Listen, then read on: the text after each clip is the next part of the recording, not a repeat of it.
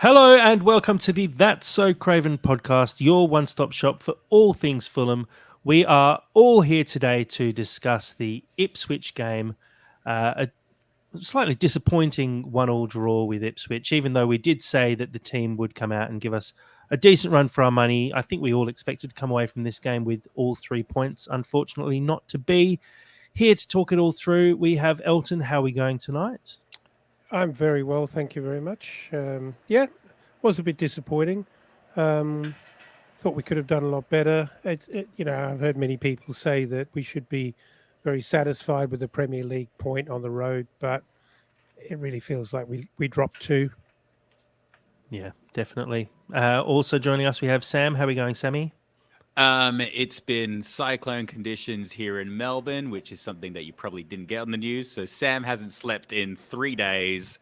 I'm at peak rage, so I'm really excited to be here, get into all the nuts and crannies, and let's roll. Let's rock.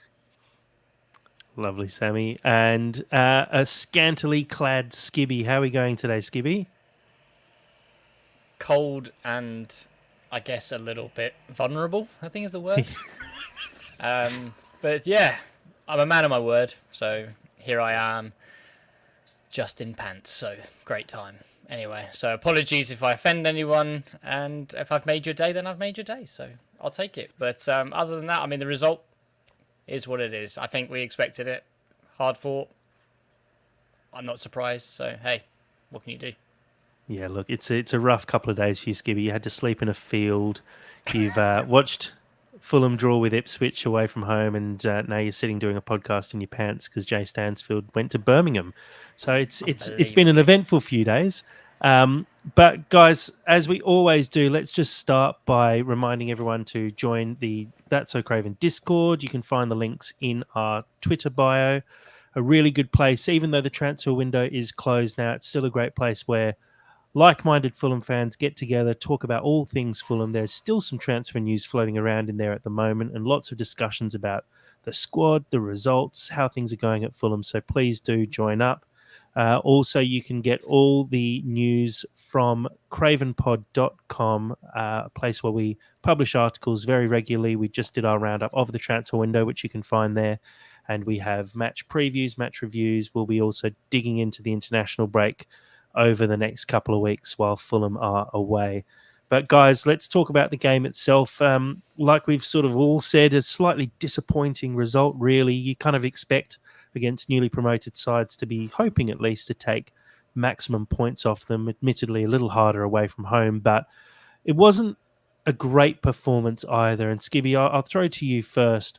We talked about it in the preview, the fact that it's tough to come up against newly promoted teams because especially in Ipswich's case, they, you could say their season actually started against Fulham, seeing as they had to start up against Man City and Liverpool, who are proving now that they are miles ahead of the chasing pack. Two very, very strong teams, and they finally came up against a team where they have the potential to take points at home. It was always going to be a tough game, and it really turned out to be that kind of game as well. Yeah, exactly. They came out of the blocks. They pressed Fulham. They knew where our weaknesses were. And do you know what? I didn't actually expect any less from a side like Ipswich, who have a manager like McKenna. They have a very good manager. He was linked to the vacant position at Chelsea. I think he even turned them down, if I'm not mistaken, and signed a long-term deal at Ipswich. So, I mean, that was great for them. That was almost a signing for Ipswich at the beginning of the window, just to keep the manager. And I mean, we know how important that is, especially when you find a formula and it works. And they were relentless. Their front four were just all over. They knew that Diop and Bassi would want to try and play it out. They knew they weren't that comfortable. And I think they even reap rewards from that press, which, from the Delap goal. So, not shocked. I'm impressed by Ipswich, if I'm honest, and I think if they can keep that kind of momentum for 38 games and that intensity, they'll keep the confidence and just they will probably not even be within, they'll probably be within the shout of the relegation zone, but be much more comfortable than a lot of the sides like Everton, even sort of, definitely sort of Southampton, I think. But they came out. They had these players such as Amari Hutchinson and Delap, who I think in the preview pod I said not particularly Premier League proven, but obviously done very well in the Championship, and now they've got to step up, and they stepped up against us, and yeah, fair play to them. Yeah, Dad, I'll throw it to you actually, because I was going to say McKenna has obviously done a great job with Ipswich, and like Skibby touched on, they seem to really understand where Fulham's weaknesses are and pressed us really hard from the start.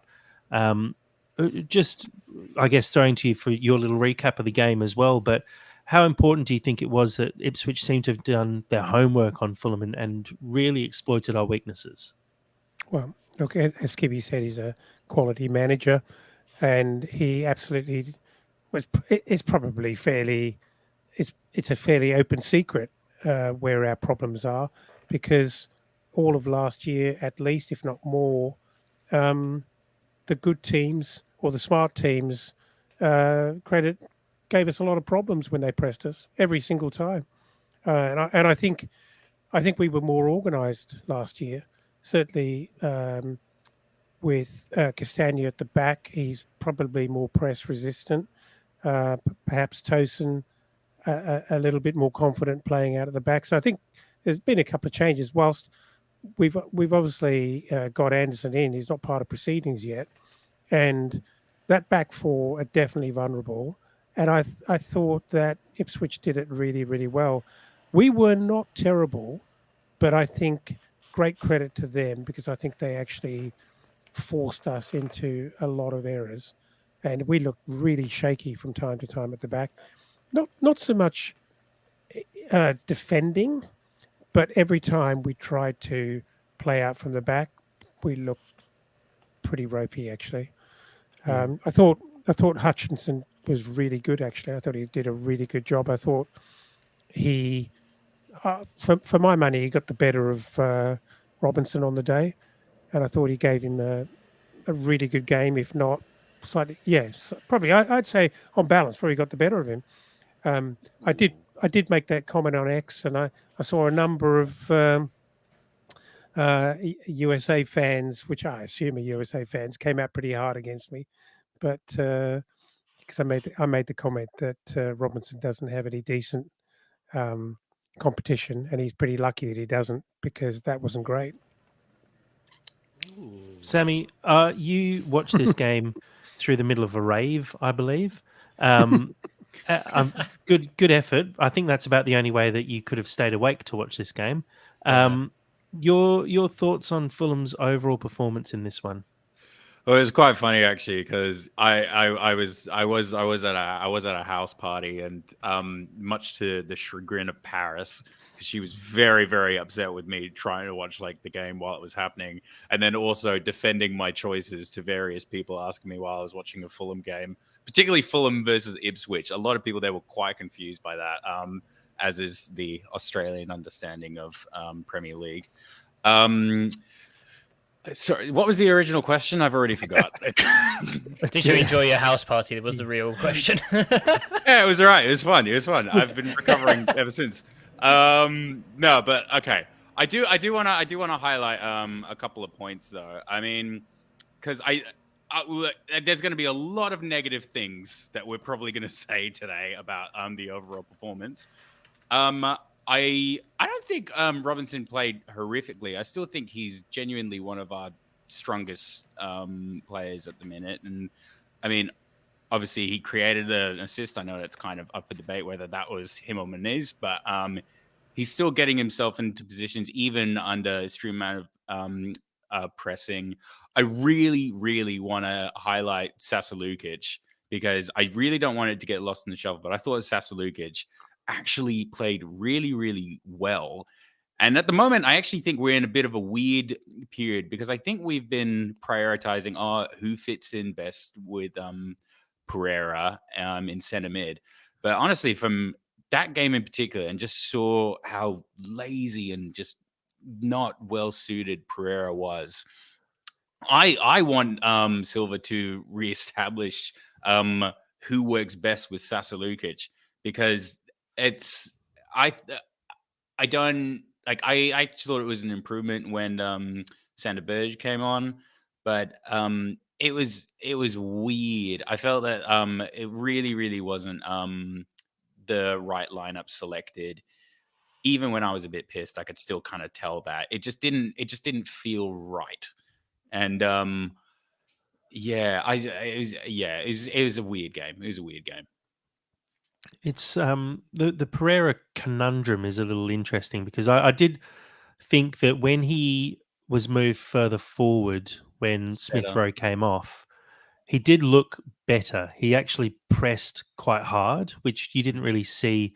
I think he's still just adapting to that position at the moment, and I think there's definitely potential there because when he's got the ball at feet, he's very progressive. It wasn't his best day by any means, and it's going to be hard to try and defend him off the back of this performance as a singular performance. But I think he's shown enough when he does sit deep, and I've always liked it when he drops deeper to collect the ball when he was playing more advanced. I think we just need to work out how, and there's a really good thread from Cottage Tactico on Twitter as well about how without Polina there, we're just leaving gaps open because Mm, Lukic now has to sort of fill the void, and he's maybe approaching players and trying to make tackles that he shouldn't be making, and instead should actually be shielding the space. And that's kind of yeah. where the goal came from on the weekend, where Lukic goes to, I think it was Smodic who plays the ball inside. Might not have been actually. I think it was though.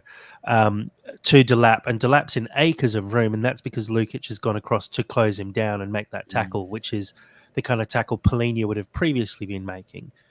And because Pereira is always going to be slightly more advanced, there's going to be those gaps there. So it's just going to take some time, I think, on the training ground. And I'm not sure if Pereira has been selected for international duty. I know Lukic has, but No. um, there's a lot of work I think needed in finding the correct positions for some of those players. And having Pereira and Smith Rowe not on international duty will mean that they're actually able to work together and maybe understand their movement on the pitch a little bit more. I think it would have been handy to have Lukic there, but maybe Harrison Reed can fill that void for training purposes at least. But look, it wasn't Pereira's greatest performance. Skibby, I know it probably feels like a bit of a turnaround. Last year we were questioning Lukic a lot and wondering if he fits into this squad at all, and talking about him maybe being sold on because it's just not working. This season so far, I'd argue he's been our best player, maybe outside of Anthony Robinson.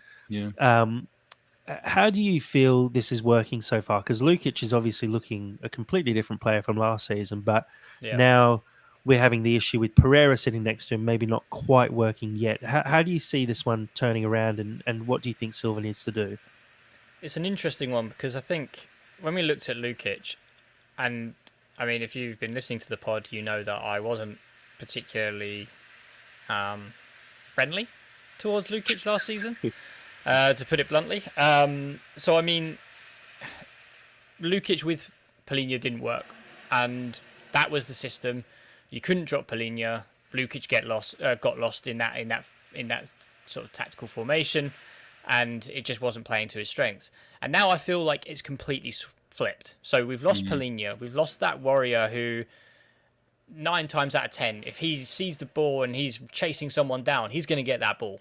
Therefore, Lukic is kind of like, okay, where do I fit? What do I do in this system? Like, he would just pick up the ball every now and then and just try and sort of play it off.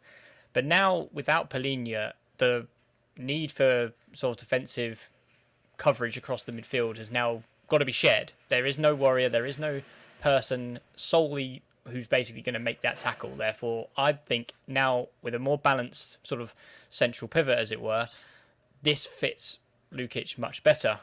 But now, by seeing Lukic sort of flourish, we're now seeing a Pereira who hasn't played in the number 8 for Fulham in a Marco system before until very, very recently, until Smith Rowe came in. Therefore, I think he's still adjusting, and now he is the Lukic. He is the one who's sort of saying, wait, what do I do in this formation? I have no idea what my role is and what you're expecting of me. I mean, he probably knows mentally, but to actually put that into practice, he's now finding that quite difficult. And you touched upon the goal for Delap. I saw people sort of slandering Andreas, saying, why didn't he track Delap? Why didn't he, get a tackle in? Blah, blah, blah. Show me a number 8 in the world who would chase down a player and throw their body in like a central defensive midfielder, like Paulinho would have done. It's just not him. It's just not what you expect. You would just expect a central defensive mid in that situation to be between Delap and the defence. Yes, Lukic wasn't there. I don't blame Lukic to say he should be in that position, but I just feel like a more well-drilled midfield knows when Lukic has moved forward, therefore I need to be back. That telepathy will come, but it's not going to come within sort of 3 days, or 3 games rather, into a season when they've only just started working on this system. Sort of Sander Berge, when he comes in, he's going to be new to the system, just as much as Andreas is new to this system because he's normally further up the field. So he's got to adjust. It's going to take time. I think if Marco wanted a number 8 who was going to be a bit more competitive and a bit more defensive, he would have said that. And I think we know that Marco isn't the most sentimental of managers. I think he would have identified a number 8 that he wanted if Andreas was not the one. If Smith Rowe was coming in to be number 10 and Andreas had no position in this squad, he would have said so, and he would have taken him aside and said, look, you're going to be second fiddle, you're going to be this. You can either leave or stick around. But the fact that he's getting the games in that number 8 position says to me that Marco knows he can do the job that he wants him to do, but it's just going to take time. But therefore, I think that's what Marco is going to do, if I'm honest. I think he's going to start looking at probably Sander Berge and Andreas, but potentially be more fluid in his selections. So if they're going to be a position where we're going to have a lot of the ball, not so much press, Pereira is fantastic. If we're going to be under the cosh, potentially Lukic is going to be the one that comes in with Sander Berge. But Sander Berge has been the one that's been outlined by Marco to say he is the new number 6 of this team, and that's what we're probably going to see going forward. But I think for me it's going to be time, but how much time do you give them is the next question. That I do not know. Well, I'm not sure who said it, but I think it might have been you, Sam, who said we're in a kind of a weird place at the moment. And taking nothing away from Lukic, he's had a couple of really good games, and I'm really happy for him, and I'm happy for the team and the squad. But we've played Leicester and we've played Ipswich. They're far from the toughest challenges we're going to face. And he's done well, but honestly, top half of the table, I think our current midfield gets torn apart. And we've got to fix this problem really quickly, which, once again, frustrates the life out of me as to why we don't do business earlier in the summer. If we've got such a precise way of playing, as every manager does, but Marco's a stickler, and he absolutely, he brings in 2 signings, and we're yet to see them because he wants to spend time bedding them in, and all the while, matches are passing us by. A couple of games that we should definitely have taken 3 points from. Go begging. It's frustrating to me. But back to Lukic, I still don't think he's the answer. He's performing better. He's actually performing more confidently, but I just don't see him being the man against better sides. It's an awkward one. Sander Berge can't get match ready quick enough as far as I'm concerned, and I'm not sure what the practical problem with Anderson is entering this team or breaking through to the starting lineup, because he's got the quality, he's done the pre-season work, he's played a game, albeit against a weak opposition in the Carabao Cup, but he's ready to go, and we need him. And I know Silva is very insistent on going through his process of essentially onboarding a player, but we've got problems to solve, and I don't think we can waste any time getting down to it. I don't really understand the vetting process. I can kind of understand what he's doing. It's not vetting. It's just like he's insistent that they understand the system and can almost prove it in training before they get a start. which I do kind of get, and I understand why he's doing what he's doing with Pereira, because if you think of like what he's done with Lukic, he's kind of transformed Lukic into being a completely different player that's working for him now, and I Andreas think that's an is overstatement. I reckon it's an overstatement. well, in any case, I think Andreas Pereira is a better player, so I think he's actually potentially more moldable than Lukic is. So if you can do it with Lukic, you can do it with Andreas. But I don't understand why Anderson isn't getting a look in, because it's not even a discussion. He is the best centre back that we have. It's a principle thing, I'm sure, with I, Marco. It's like I don't know, think it's principle. I think it's you bring a player into a well-drilled system that Marco has been drilling into these guys for years now. Look at, I mean, Bassi has had a full year of it. Tete and Robinson have had it for the last 3-4 years that Silva's been at the club. It's all about understanding, and it reminds me of an old story of the Arsenal backline, and I think it was I can't remember the manager who did it, but he tied all 4 defenders together with a piece of rope and said, you guys need to understand where you're all moving at all times and understand and move as a group. And I think if you throw one person in there, and the Premier League being the way it is, you can't afford to drop that many points throughout the season. Fulham are likely to aim for about 50 points, and you need 40 to be safe. So you drop points like we did in this game, you actually put yourself at a risk of being relegated. So I totally understand that you don't want to bring someone in until you are certain that they actually fit into your system and that they understand your system. And Colm, thank you on the live stream. That's George Graham was the manager at Arsenal who tied the defenders together with a piece of rope. So I'm okay with that. And also to your point of us doing business late in the window, to be fair, it turned out we'd been talking to Sander Berger for 3 weeks before we actually managed to sign him. So we started the conversations about getting him signed at the start of August. And we obviously had a lot of issues with Fluminense when we were trying to sign Andre, who were really stringing us along and pissing about, basically. So I think there's a grain of salt to be had with that argument, because I think we actually tried this window to get our business done in time. We had ESR with us in Portugal at the start of August, and well, no, I'm not how buying can it. you I'm not buying buy it? that, Jack. No, Jack, Cool, Jack, you've forgotten how long we went, how many weeks we went without any activity or any success at all. But Start there of the window. was activity. We just don't hear about it because Fulham keep it very close to their chest. Yeah. So Or we there's don't- stuff going or- on, and we signed players a couple of days after every other club signed them, but we were working behind the scenes to make signings, and we actually did make more signings this year before the deadline day, because we didn't have to make signings on deadline day this time round. I think it's being unfair to say that we did all our business late this year, because we just didn't. The business that we did, we actually did in fair time. But Marco likes to take his time betting players into the system, so it is a And with that double-edged in sword mind- where. And with that But in mind, you can't get players signed because of the Euros as well. You can't have players signed in mid July this year. It was never going to happen. So I think we did well to get the players in that we did, because players like was Anderson, he played at the Euros, didn't he? Denmark. Yeah, Sander Berger didn't, but again, we were talking to him at the start of August. So And then what's the these are timeline players. with that?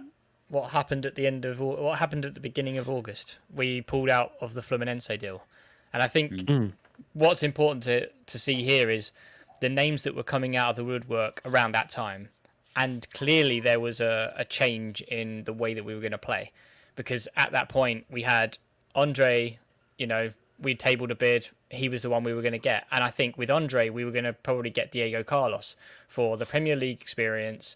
Not probably the best at passing out, but, if Andre's coming deep to get the ball, help him out, and Brazilian international teammate, potentially. So, there was a mode there of this is what we're going to do going forward. But as soon as the Fluminense deal doesn't come about, Then we start looking at, McTominay. We start looking at Sanderberg. We start looking at, okay, maybe Diogo Carlos is not the one that will fit with these players. Therefore, you've now got to change your centre-back options. And that's why Anderson then comes into the frame of, okay, well, if we're going to have Sanderberg or McTominay, potentially not the best on the ball and progressive passing, but, they are warriors. Therefore, we need someone with a bit more technical ability at the back. That's when Anderson comes into the frame. So I think, yeah, it's quite easy to say that, Marco has his vision of the way that he wants to play, but I do think there are the finer details which, as soon as targets become available, not available, they've got to be tweaked. And, I could not see a McTominay with Diego Carlos situation, if that makes sense. That's where Anderson has to come in. And I think that it's those finer details which potentially get overlooked in that sort of situation. No, I'm not overlooking them at all. I'm just highlighting the importance of not being vulnerable or weak for possibly the first 4 games, where that actually costs you serious points. Where if you're prepared at the start of the season, you you actually have the opportunity to come out and perhaps nick some points off teams who will not let you have any points later in the season. And it just seems to take us some time to get going because It is. we don't. Here you go. I was just gonna say, look, we have to look at this as well from a wider perspective. It's always going to be a lot more difficult for us to sign players than say your Arsenals or even your Newcastles now, just because we have to make a bit more of a compelling case than the average club, because we have to really find players that maybe they potentially want more money. In the case, I think Anderson's probably the best example of that. We probably had that. Give him a more handsome wage in comparison to Crystal Palace. I don't know the ins and outs of the Berg deal, but I imagine there's probably similar ramifications with that as well. It's always going to be a little bit more complex and a little bit more savvy than just, do you want to come play at Fulham? Think of how many players go to Chelsea at the moment, literally just off the back of the fact that it's Chelsea and they might get an opportunity to play top level Chelsea. We just don't have that. So it's always going to, every deal that we do is always going to be massively drawn out and a lot more laborious than those top clubs. So it's hard to compare, in my opinion. Yeah. And look, I think if you qualify for Europe as well, it's much easier to convince players to come and play for you. And without that draw card, you're always going to be sitting behind a few different teams when you're chasing those similar level players. So, and look, it wasn't the easiest window, I'd say. There's a lot of clubs spending big money. There's Saudi money picking up players who really should be targeted by Fulham. Then we just can't compete with the money they're able to offer. And look, we're still talking about the Ipswich game at the moment, but we will actually focus on the transfers at some point. But I think it was a tricky window to actually get through, and we did quite well in the end. Let's revert back to the game again, just so we can actually wrap it all up. But let's talk about the goal. And look, it's Anthony Robinson, who over the last couple of years, we've always complained that he doesn't get enough assists, and he's got 2 so far this season already in 3 games. He is, set away really nicely by Iwobi, as they do quite well on the overlap. Puts the ball into the box. Muniz makes a good run, is probably unfortunate not to get a touch on it, and in a way fortunate as well. Adama in the right place at the back post to finish. Sammy, I will throw to you on this. Adama is a player in the mold of players that I'm pretty sure you love. He's got very big muscles and he's fast. He's like a superhero. How good has he been, though, so far this season? Because we didn't see much of him last season, only off the bench. But Marco's sticking with him so far. Are you liking what you're seeing from Adama, or do you think Reece Nelson as a loan signing is possibly going to challenge him for that role? I do not care about Reece Nelson at all. No, Adama's great. Adama's great. And honestly, I like this is actually a really good example of changing your priorities and what Silva should be doing. Because obviously I'm going to care way more about Adama than Reece Nelson. He looks like a superhero. It's amazing. And he's the weirdest looking Premier League player that's ever existed. Of course, I'm going to be obsessed with the guy.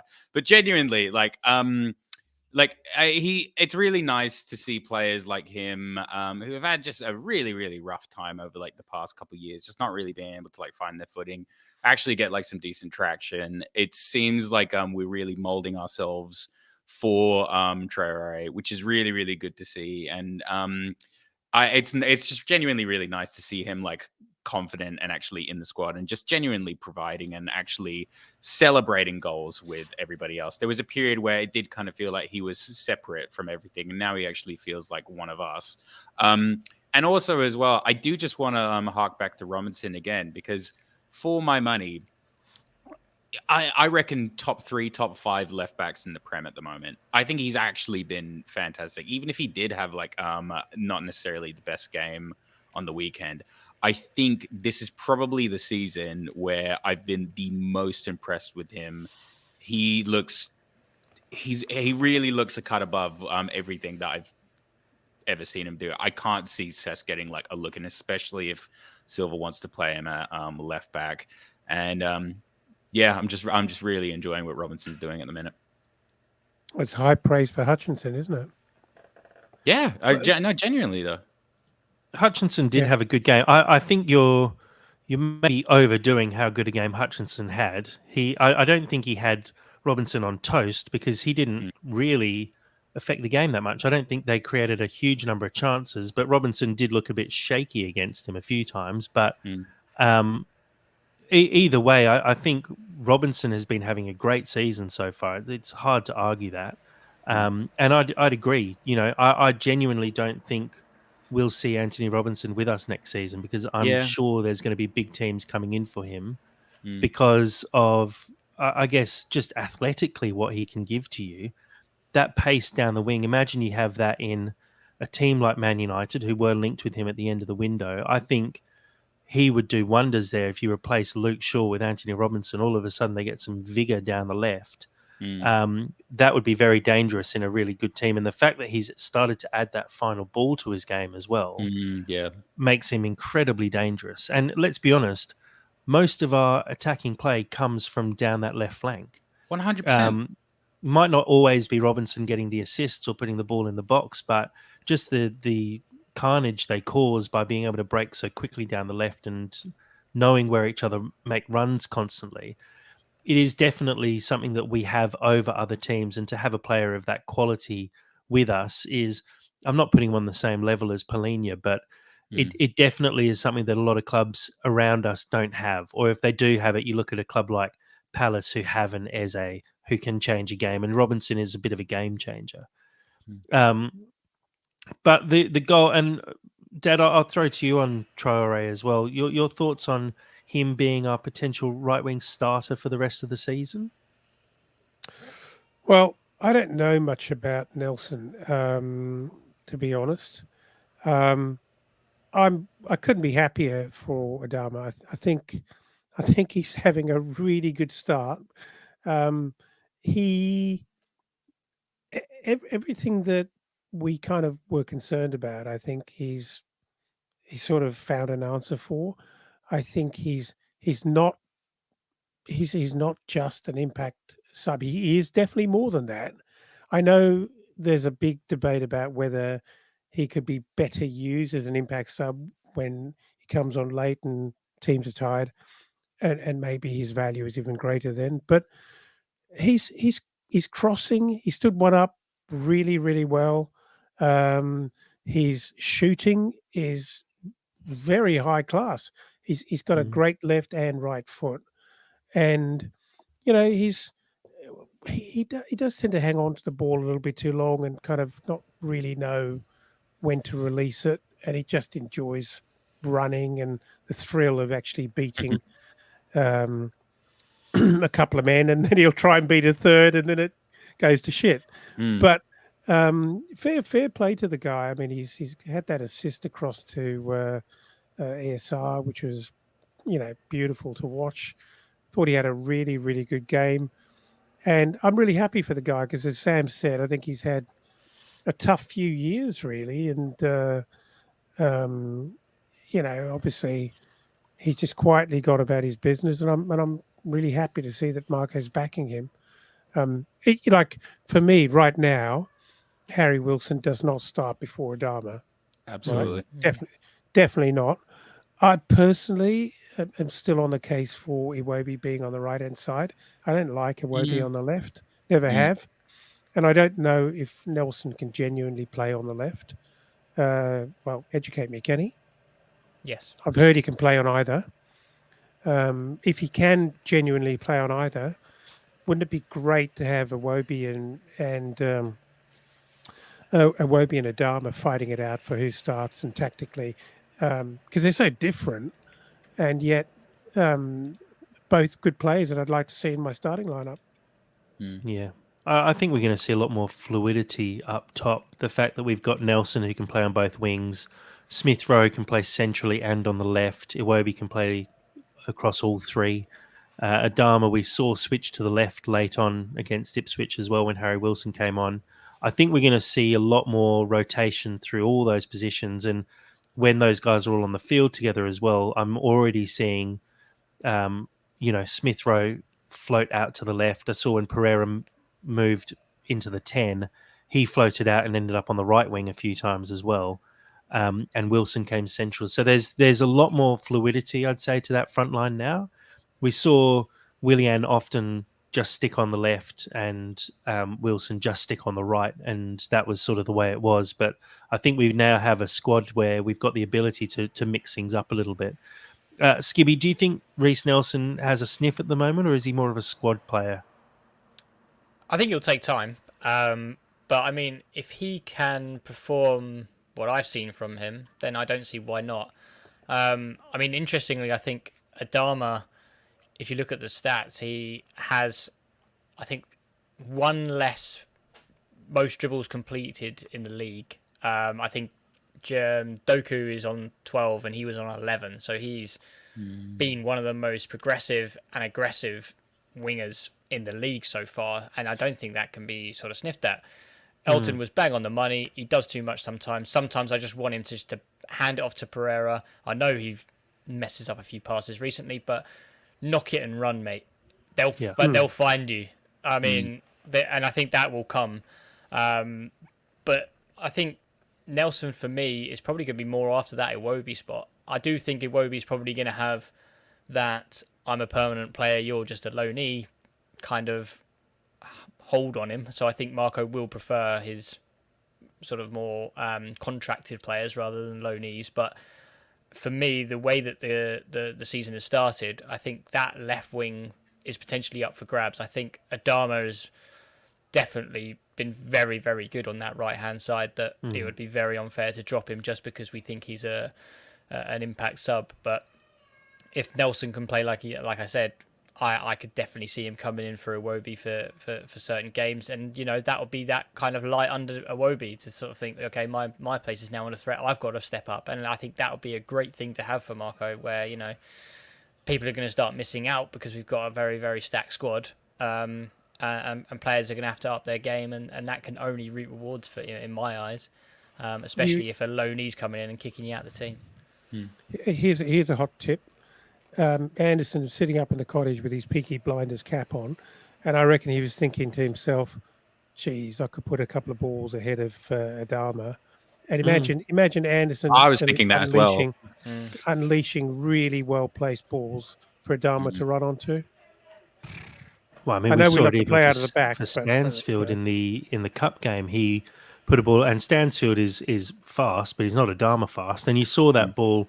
I can't remember who it was who played the ball through for him, but it was Muniz hit the ball first time for Adama to run onto, and it seemed like he massively overhit it, but the keeper didn't think he was going to win, even though I think the ball ended up on the corner of the box, and the keeper still didn't think he was going to win a sort of 10-yard foot race against Adama's 30 yards. So I agree, having Anderson being able to play that ball over the top for him, it'll just spread the game completely and open up spaces for us. So I'm looking forward to that, and I think it is an interesting point that you make as well, saying there's players who are going to be looking over their shoulders. I think Sander Berger's going to have Pereira and Lukic looking over their shoulders. Anderson will now have, and Cuenca as well, will have Diop and Bassi looking over their shoulders. The fact we got Reece Nelson in means that there's more competition on the wings. The only person really who's not looking over his shoulder at the moment, realistically, is Muniz, because I think even if he fails to score, he's still a better option than Jimenez. And Mm. Bernd Leno as I, well, with Bender I, behind him, realistically. I think ESR's, if he can get fit and get closer to 90 minutes, I Yeah. think he's looking Yeah. pretty safe. Yeah, of course. And I think Robinson as well is very safe. And obviously Tete and Castagna are, I'd say, at each other's throats. They're not actually at each other's throats, but they're competing very closely for one position. And it's a bit of a coin toss for me who you pick most weeks. Mm. Let's wrap the game up here and just quickly go through some of the stats. Fulham with 51% possession to Ipswich's 49. Fulham's 9 shots to Ipswich's 11. Both teams with 4 on target. Only 17 passes difference between the two teams. Fulham 418, Ipswich 401. Ipswich had 8 corners to Fulham 6, and both teams had 15 fouls. When you look at the stats there, 1-1 really does seem like a fair result. Both teams putting some pressure on the goal, but without making any real impact. And look, it was a couple of very good goals, to be honest. Delap's goal was really well taken. You know, the fact that Leno gets a full hand to it and can't keep it out just shows how well he hit that ball. And Adama's was never going to be stopped coming in the back post there. So, look, feel fractionally disappointed. Its points dropped for sure, but at the same time, you kind of feel like Ipswich actually played well and deserved a point. So, I think we can move on from that, move into what is probably a well-timed international break with West Ham at the Cottage afterwards. So let's talk about the transfers, guys. And we put out an article today rating all the transfers out of 10. Skibby, I'll throw to you first. Sander Berger, obviously, we were chasing Andre for the whole window. That fell through. We ended up with Sander Berger, who we've been chasing for a while, to be fair. He's a player that Silva has admired for a couple of years now. Are you happy with this transfer? Yeah, absolutely. I think when he first came onto the scene in English football, I think at Sheffield United, I thought he was very good. He played in the Championship, got promoted, and I thought they've got a very good player. Yeah, it's just one of those where for me, he's always been kind of that really hard to fit. I never saw him personally as a Palhinha replacement. I saw him more of that kind of Lukic number 8, tidy on the ball, got that physicality, can crash the box, got goals in him. I think so. It'd be interesting to see the dynamic that Marco has planned for him. That he's going to be hanging back a little bit more, potentially not being that goal threat, potentially maybe pop up with the goals like Palhinha did. Brighton comes to mind if he's just lurking on the edge of the box and he can hit them. We've seen that before. I think he even scored against us, didn't he, for Burnley? But yeah, it's just one of those players where I wouldn't even dwell on the fact that he's been relegated twice. I think it's just irrelevant. It's a really stupid argument that people are making. I think, especially when you look at the players that were around him in both Burnley and Sheffield United, like he didn't stand a chance. So I'm not going to blame him for it, but was on the radar for Man United, to come in and do a job for them. So I think he's a shrewd signing for us. It's hard to say whether I would have preferred another midfielder, but I think for us, in the stature that we needed that physicality, we needed that kind of warrior who can be a bit of a goal threat from corners and set pieces. He's 6'5". He's a big lad. I think he's just definitely that kind of muscle that we need in a team of sort of Smith Rose, Pereiras, all quite lightweight players. So I think he's a perfect fit for us, really, if I'm honest. Yeah. Sammy, same question. It's a bit like when Mark Ruffalo started playing the Hulk. It's not what I expected, but it just fits really, really well. I really like. I really like what he's bringing. It makes sense with the way in which he's going. I truly could not give a toss about Andre anymore. He's dicked us around too long, so my interest in Andre has just completely gone out the window. I'm all for Sander Berge and whoever kind of comes in alongside him. I'd really want to see a Berge Lukic partnership and see what that can bring. I think that's got fertile ground that I want to see explored. Dad, to you as well. Happy with Berger? Very, very. I really like him. If I had my way, I'd have 11 ball playing footballers who are all super skillful and can knock the ball around and keep it off any opposition all afternoon. Um, so, So Man but City. obviously, yeah, pretty much. So I mean, it is football. Why wouldn't you want one of those? Um, I, I was very excited about the idea of Andre because I just like the look of him, and a little bit of Brazilian and more Brazilian and Latin finesse. Well, I can't get enough of that. But it will be interesting to see who. Well, firstly, I'm certain that Sanderberger is going to be the main guy in defensive midfield. Personally, I'm hoping um, that Pereira finds a way to match up with him, because I think if we can make that work, it would be really exciting. I, like I said before, I'm happy that Lukic is earning his wages at the moment. Um, I I just don't really think. I still don't think he's the guy. Yeah, well, look, I think you can't definitively say if he is or isn't the guy yet. We're 3 games in, and he's shown a lot more so far, but um, maybe hasn't been fully tested quite yet. I like the physicality that we get from someone like Sanderberger, where the fact he's 6'4", I think he looks composed on the ball, and um, I think we miss that when we've lost Polina, and so having someone able to come in and in a way fill that void is going to be really helpful for us, because realistically, the players you got in the middle, Lukic, who his tackling's not bad, but he's not the biggest guy in the world. Harrison Reed is just like a yappy little dog running around after players, and that's a different kind of physicality in the middle. Andreas Pereira is never going to be a physical, deep lying playmaker. So to be able to actually have someone who has that build and ability is definitely a massive positive. So I'm happy with the signing. Like we've all said, I think we would have quite enjoyed to have Andre, purely for the fact that he is going to be Brazil's number 6 going forward. Let's be honest, he's got a lot of talent, but we know Silva likes players with Premier League experience. How long will Andre take to get up to speed in the Premier League? It might be 6 months, but that 6 months could be quite vital if you're actually searching for European positions. Sanderberger, we know, has played a couple of seasons of Premier League football, has the ability to do well in the Premier League, and will fit in with this squad really nicely. So I'm happy with that signing for sure. It's a good signing by Fulham, I think. Joachim Anderson as well, in the same stead. I think Premier League proven, Fulham proven as well. Leadership qualities, long ball ability. He's tall, so we've got some aerial ability there now as well. Sam, I'll throw to you first. Happy with Anderson re-signing for Fulham? He's just fucking gorgeous, man, and it's just a great signing. I just love him. Just love him. It's perfect. It's absolutely perfect. Just start him. Just start him already, so I can just go full throttle into just being obsessed with the guy again. Just cut it there. We'll clip that. Dad?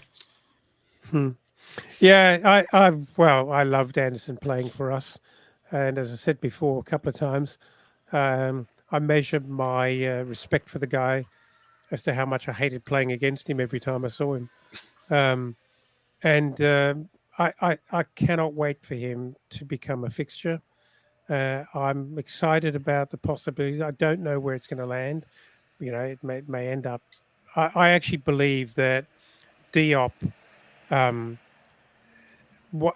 long as Diop, he wasn't doing badly, but as long as Diop is actually in the side, he's actually making Kenny look like he may or may not belong. I reckon you put Anderson in there, and Kenny's he's Harold-eyed it in as a really good fit in at right back. But as much as I love Bassi, and there's a lot to love with Bassi, I'm excited to see how Cuenca goes, because I think he could be breaking through quicker than we think. And that we could have a back line for the ages here. Well, off the back of that, Skibby, I'll throw to you. You can give us your thoughts on Anderson as well, but I know you are a big fan of Cuenca. Um, do you think he's? I mean, firstly, rate the signing because we've seen little of him so far, but what we have seen has been actually quite impressive. And Silva has come out a few times and said, "Keep an eye on Cuenca this season because he's a talent." Mm. Yeah, I mean, it was a completely unknown signing. It just Mm, came out of absolutely nowhere. I think it was about 6 million to take Villarreal's starting centre back, which again is pretty unheard of that you're getting a mm, starting centre back in La Liga for such a cheap amount. And then when you started to sort of take a look under the hood, you realised he is a ball playing centre back, which, and he's left footed. That profile, you speak to Kish at Cottage Tactico, that profile doesn't really come across very often. It's almost like, pulling a shiny in a stack of Pokemon cards kind of Mhm. thing. But it's unbelievable to sort of think that, he's been a bit of a hidden, not, I think it's too early to say a hidden gem, but a player of that ability and that caliber to sort of come to Fulham completely under the radar is quite exciting. And then the small things that we have seen from him, he's very composed. I think he's going to take a bit of time just to get up to speed with the way that the ball moves in English football. That it is pretty quick. But you look back onto the Ipswich game at the weekend, and we were under the cosh. We were really under pressure. But as soon as you bring Anderson and Cuenca into the picture, you're suddenly finding gaps and you're picking out Pereira. He doesn't have to defend as much. He doesn't have to come as deep as he needs to be. If you take out that flat floor in front of you, Yeah, if you take out them in the game, yep, and then Pereira gets on the turn, they're in a yep, world of hurt. yep. And I think for me, I love Bassi, don't get me wrong, and I think he's done very well for us. But when you're making that step from mid-table mediocrity to Europe, people have to be sacrificed for the good of the team. And for me, I think Cuenca could be that unsung hero that comes in to partner Anderson. And I know we didn't touch upon Anderson, but Anderson for me is phenomenal. Don't fall in love with a lone player unless you know he's going to come back 4 years later. That's the rule now. But I think I even tweeted in 2021 that I hated watching Anderson was like looking at your ex on social media and seeing they're thriving in life. It was awful. But he's back now. And I think him and Cuenca could be a partnership which could grow into something very special. And I feel for Bassi. I think he's a fantastic athlete. But, could he's still young. Could he learn under in Cuenca and Anderson in the same squad? Could he learn to sort of pick up the ball on the turn and find some space? Potentially. Diop's a lost cause, but that's another thing. But yeah, I think when we come across those the high press that we found at the weekend, that could definitely be an out and something which we'd have to look into. yeah. Dad, excited to see more of Cuenca, and do you think Bassi is maybe more at risk than we realise? Obviously, like we've said, Diop is, it's a waiting game for Diop. But do you think maybe Bassi on the sly is a little bit worried that he's going to be losing his spot? Oh, I think it's a very public concern. I think it's obvious, and everyone can see it from very very small moments. But the manager's actually bringing everyone's attention to it and telling everyone that he's going to surprise people. Well, the manager's the only man who could make him surprise people by picking him, and I think he's signalling that he's absolutely ready to. So it's yeah, really exciting. And I don't, Bassie's not going to be discarded. It's just going to make him better and better and better because if he's got to go away and work really hard on certain parts of his game and improve himself as a player, that's going to we're going to reap the benefit of that. So I'm very very happy. I think that's a very healthy situation that's brewing there. Like you say, Diop's a different guy. Diop, he's never going to challenge for Anderson's abilities. He doesn't have. He's not. Doesn't have the. He's not the same kind of athlete. For one, doesn't have the skill that had to be developed at about 14, and he just doesn't have the same attributes. It's the athleticism of Anderson and his skill level, and I guess also, the the head, isn't it? But if you're holding on to a lead, Diop's a fantastic player to bring on because you get good defending with Yeah. him. He'll find Rosed. That's his bread and butter. So definitely Mm. someone worth keeping around. But yeah, Oh, unfortunately, 100%. just from the get go is not the one. Yeah, Yep. no, I agree. Next signing, the star boy, as I called him in our transfer wrap up, Smith Rowe, record transfer for Fulham. Sammy, I'll throw to you first because you love your superheroes. Mhm. Smith Rowe, how good has he looked so far? He's looked good. I want him like there. I feel that there is a tier above. I've been optimistic. I bought Smith Rowe on the back of my shirt. So I'm hoping that this is going to be a season that we look back on as, I mean, this is going to be famous last week. He's going to get injured next week with what I'm saying right now. But like I'm hoping that this is going to be a season that we look back on and go, this is where Smith Rowe became the guy again and silenced everyone and really proved everybody wrong.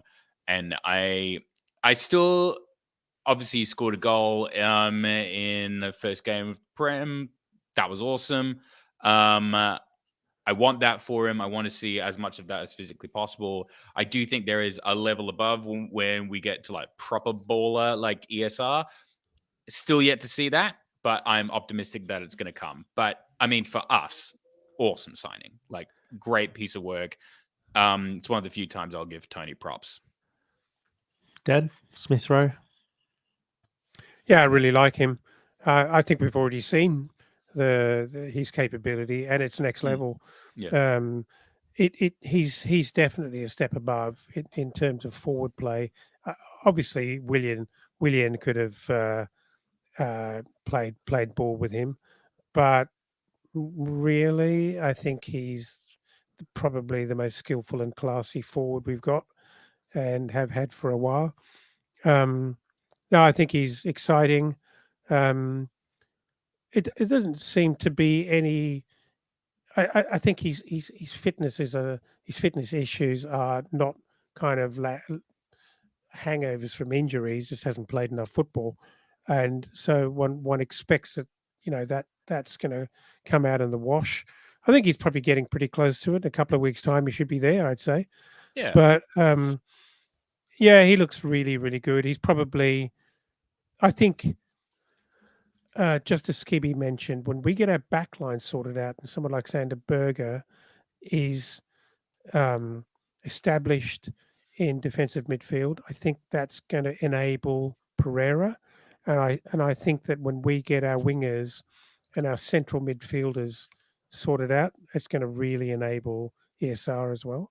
So I think he's out there at the moment having to do it on his own and actually get the ball and probably do quite a lot with it.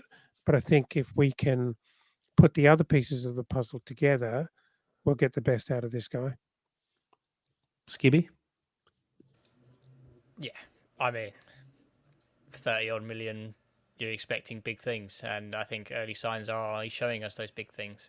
The goal against Leicester was something I hadn't seen from an attacking centre mid at Fulham in a long time, which was he actually beat a defender. He just breezed past him, smashed it left footed, done. I mean, there was a dynamic that I enjoyed in that game where we went with sort of a flat front four behind Muniz, which, you had Pereira and Smith Rowe just either side of him. I think that was exciting. That could be something that we see a bit more of. But yeah, he allows us to sort of bring that to our game. He is quick feet, decent pace, just very technically gifted, really. It's almost like, the technicality of Willian, probably not that high, but with a bit of pace about him and a bit of youth about him. So it's an exciting one. I think we're going to be depending on him quite a lot. So the sooner he gets up to speed, I think we'll start seeing the rewards. Not much else to say other than that. Yeah, absolutely. right. I fully agree. Once he gets fit, I think we're going to get the best out of him. I'm glad you made that point, Skibby. He's got very quick feet, but he's also got incredible vision. And he's one of those guys, a bit like Willian, who has got 3 moves in him as a couple of 2 or 3 options when the ball is coming towards him, and he just delivers it so quickly. And there aren't enough of those kind of moves and enough of those sort of players in our team. Can't get enough of it. Yeah, for sure. Um, Second last one here, Reece Nelson, deadline day transfer on loan from Arsenal. Skibby, I'll throw it to you first on this one. Are we excited about this, or do you think this was just sort of plugging a gap more than anything? Plugging a gap. I think it was clear to everyone that the lad from Lyon was probably our first option. I mean, there was 2 in the frame, but we offered a contract to Turkey. Didn't want to know. Then we started looking at, I want to say, Nuama. Yeah. He fell through. We don't know why. We got the Fabrizio. Here we go. So what happened? Literally 20 minutes later, it all fell to pieces. His profile looked good on a permanent as well. So that was almost, I would say a better signing. But, that didn't work out. Reece Nelson was on the brink of going to Ipswich on loan and then suddenly changed right at the last. So it was clear that we had sounded him out. It was clear that we were his preferred, which actually makes me feel a bit better about it. But, bit part player for Arsenal last season. I think even this season he's made a substitute appearance. So he's not coming in completely, unfresh, if it's the term, like Smith Rowe. So he's been there or thereabouts it. But I think there is something about him. I think it's a shame we haven't got any option or to sort of purchase him towards the end. So it is almost like the Broja deal. We're investing our time into him, bringing up his value so Arsenal can profit much more in the summer if he has a good season. But hey, we need a winger, especially with the outgoings that we've had. I think he'll fit the bill just right.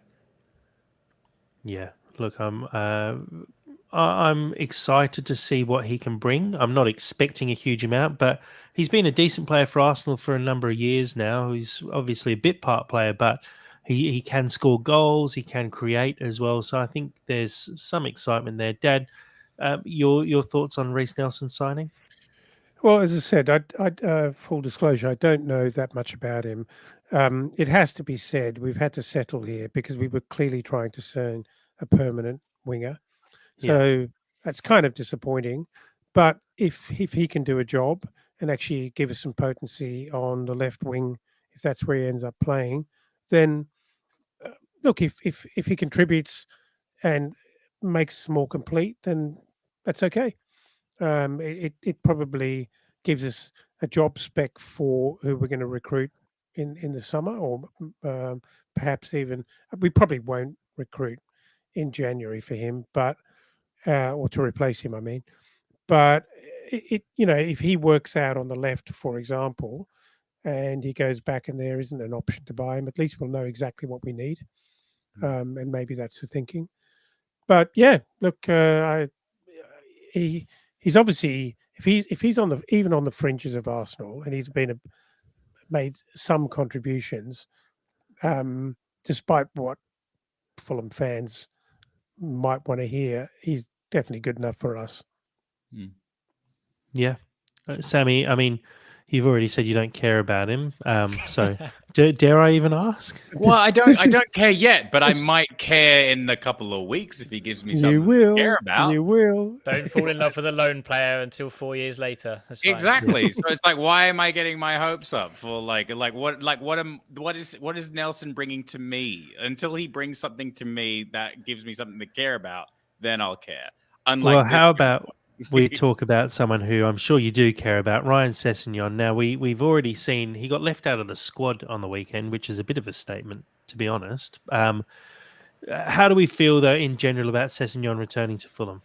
I mean, I almost don't like how much I do care about this one, because I actually care about this boy a lot, and it's not got off to like the best start. I mean, look, he's better with us than he is at Spurs, and there is every possibility that he can grow and become something great.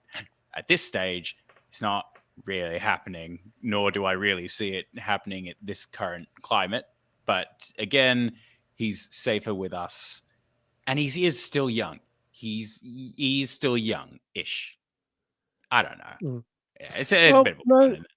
look, I think the hype has unfortunately kind of fizzled out a bit, hasn't it? Mm, Because I think everyone loves the idea of him coming back, and I do as well.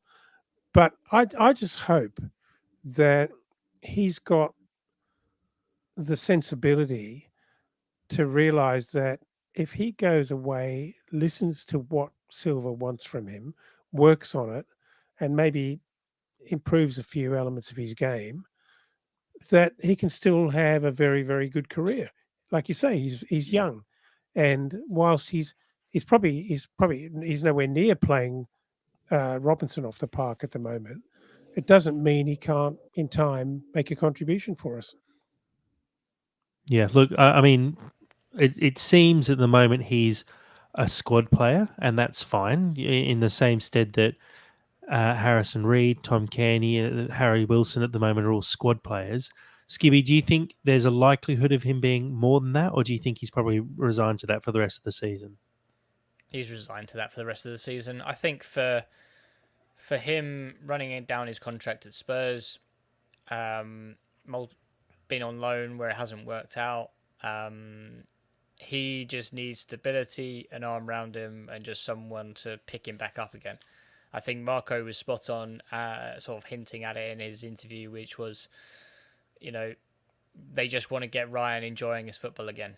And that says to me that we've picked up someone who is not flourishing with confidence. He's had a bit of a rough time with injuries, therefore he just wants to get him back to a position where not particularly his best and he's our star boy again, but even just to a point where Ryan's actually enjoying his career again. So the term to me that sort of coming to my head, which is not a very good, nice one that Ryan probably doesn't want to hear, but it's a bit like a charity case. He's coming back to a place which he knows is safe. He's coming to be surrounded with staff, backroom staff. Not saying that Marco's coaching staff, but Mark Morders. He's coming back to a familiar home where people know him and love him. So hopefully that's something that will give him a bit of a confidence boost straight away. But it's going to take time for him to get up to speed. I can't see him becoming a starter unless something dramatically happens to Robinson. Touch wood, that doesn't happen. But destined to be a squad player. But hey, I'm happy he's back. It's a shame how it's worked out, but here we are. Yeah. I don't. Maybe you guys can shed some light on this. I don't know really that much about Sessegnon, the man, or the. So yeah, he's a man. He's not a boy anymore. But when people talk about guys like Tim Ream, he's a ultra professional. Obviously, works really hard on his fitness. Isn't devastated by low patches in his career. Just he's obviously got a very, very good head on his shoulders and is not easily beaten. And I wonder if that is Ryan Sessegnon, because if it is, this could really work out for him if he if it provided Robinson doesn't break down and he's suddenly thrown in, having to do a job when he's far, far from it. If he's really given a few months, maybe even 6 months till 2025 before he's actually needed on a semi-consistent basis. Is he that player? Is he that kind of professional? I don't know. Well, I'll be honest. I don't think he is, but I think he's not that yet. I think he's. I mean, because I don't even know if Ream was that when we first got him. I don't know if. Yeah, it's really, really hard to say. He seems like, I don't know. I know this is patronizing, and I don't mean it to be, but he does seem like a nice, genuine kid. And I think he does have a lot of natural talent. I'm still not even 100% sure he's even playing in his right position. So I think there does need to be some nurturing there.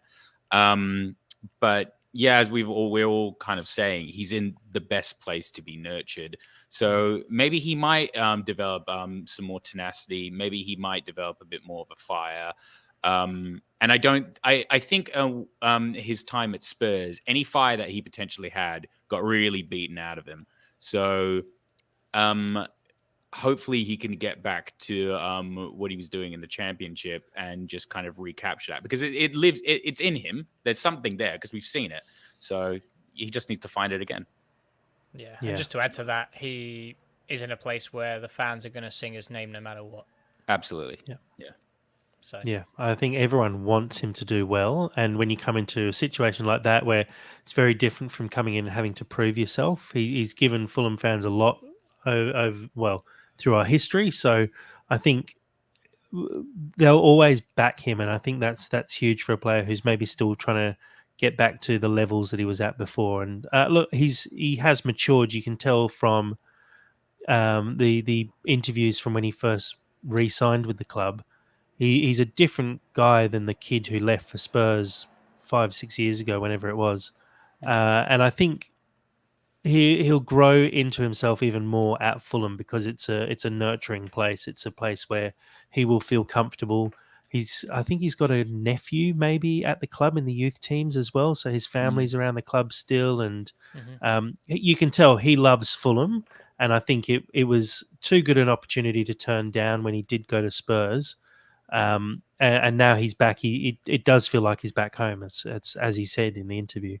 Um, Guys, I think we'll probably wrap it up there. And what we might do is actually, during the international break, get back together again and talk about the outgoing transfers, because there is a fair bit to talk about there. But I'm wary of running massively over time. We could go deep into the next day for Sam over in Melbourne. So let's finish it up there. Dad, thanks for joining tonight. Thank you. Look forward to the weekend. Oh, actually, no. I No? can't look forward to the weekend. There is no weekend. Okay, I'll just sit quietly for a couple of weeks then. Sammy, thank you for joining.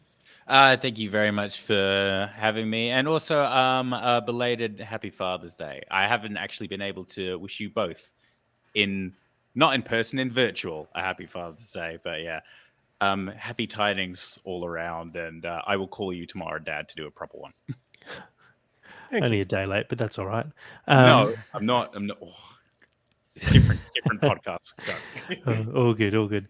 And Skibby, well done. You made it through. And for you, we made it an extra long podcast as well, sitting in your underpants. yeah, I was gonna Congratulations. say, yeah, it just carried on and carried on. I was just like, yeah, this isn't remotely. To be honest, I got more and more comfortable as it went on, so I think I might do this more often. But yeah, it's a shame we didn't get to sort of mention about Stano. But yeah, thanks to that absolute unbelievable transfer, here I am, just in my pants. So thank you, Stano.